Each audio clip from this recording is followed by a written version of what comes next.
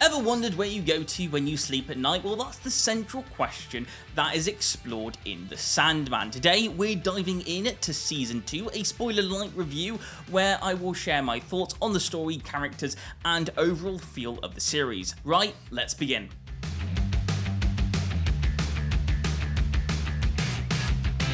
Season 2 continues the story of Dream of the Endless, one of 7 immortal beings who embody a core aspect of existence: destiny, dream, death, desire, despair, delirium, and one other who is missing from the table. This time we get more complex insight into Dream's family, and Tom Sturridge, the person who plays Dream, once again shines a light as his dark energy fits the role perfectly. Honestly, I think he'd make a great Doctor Who someday. I do kinda want a Dark Doctor. BBC, do please take notes. And unlike Season 1, which was heavily focused on Dream's persona arc, Season 2 expands its scope to its allies. It goes a bit more in-depth on characters like Matthew the Crow and Lucian the Librarian, and we also know that Joanna Constantine, who we've seen inside the trailers in the build-up for this, finally get a more bigger backstory and lore that fans have been waiting for. Dream himself also evolves too, proving that he's not unchanged as he believes. And also, what I love about The Sandman is that it doesn't stick to a single quest. There isn't one storyline narrative. It follows one storyline into another, which begins its own mission, and it can lead somewhere unexpected. The series isn't afraid to completely direct the audience attention from one place to someplace else, and I think that boldness does pay off.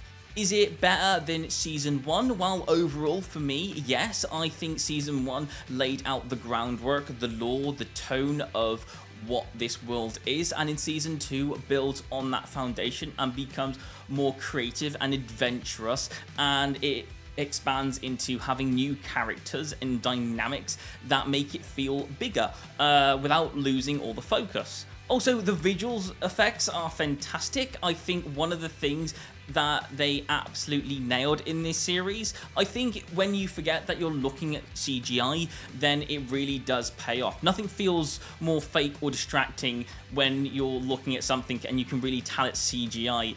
I like the fact that everything blends in seamlessly in this world and you don't really notice that. Now, I have noticed that this is part of DC, so the question that some people might ask is this part of the DC cinematic universe? For me, the answer is no. While it is based on a certain DC comic, The Sandman exists as its own separate universe, so I don't think there's any connection to the wider DC universe inside there. Now, I do want to mention that I have noticed some discussions on Neil Gaiman, the person involved in writing this, but I do want to let you know that this review is focusing on celebrating the works of certain actors that are just brilliant in their role. Like, for example, Kirby Howell Baptized. I cannot tell you if that's the correct way to pronounce that, but she portrays the character Death stunningly. She brings that character to life. I know that's a little bit of a pun I wasn't expecting to make, but yeah, she is a brilliant actor, and I can't wait to see what other work that she does.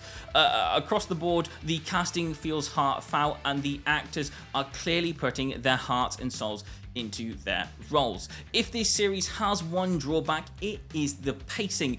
Certain characters who seem crucial to the story, or just really important characters I'd like to explore more, sometimes only get like a couple of minutes, despite the season being around 9.5 hours long. More time spent developing those characters would have elevated my experience with watching this whole season. Overall, The Sandman is a strong follow-up and expands the lore depending on the characters and delivering lovely visuals. While its pacing and characters focus could be improved, it is a brilliant watch.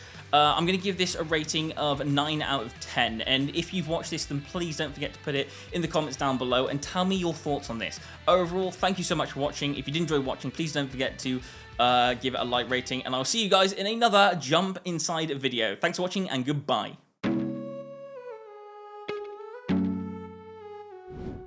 Hey, thank you so much for watching, and I really hope you enjoyed the video. If you did enjoy the video, then please don't forget to consider to like and subscribe to the channel. Thank you so much for watching, and I will see you on another Jump Inside video.